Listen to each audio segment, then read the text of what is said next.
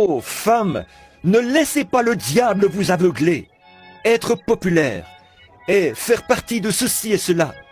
Restez avec Christ, car l'heure est proche. De grandes destructions attendent ce pays, pire qu'à Sodome et Gomorrhe. Sodome et Gomorrhe, ce n'est rien à côté de cela. Abraham a donc pris le chemin que lui avait indiqué Dieu.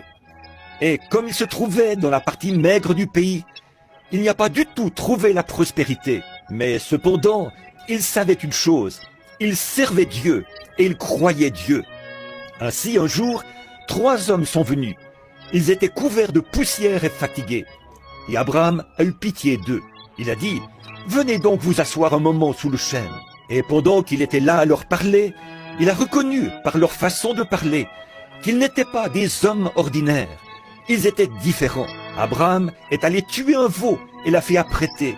Et il a demandé à Sarah de faire du pain et de se préparer à leur donner à manger. Souvenez-vous, 2 d'entre eux étaient des anges dans la chair humaine. Et l'un d'eux était Dieu lui-même. Et celui qui était Dieu tournait le dos à la tente. Et Sarah est restée dans la tente. J'aime voir une femme qui reste ainsi à sa place. Non pas toujours en train d'aller dire à son mari quoi faire chaque fois que quelqu'un se présente. Au contraire, elle est restée dans la tente, probablement occupée à faire la vaisselle ou à autre chose. Et celui qui était Dieu regardait constamment du côté de Sodome. Et il leur a dit ce qu'il allait faire. Et 2 anges sont allés là-bas prêcher l'évangile. Mais l'un d'eux est resté en arrière. C'était celui qui était Dieu.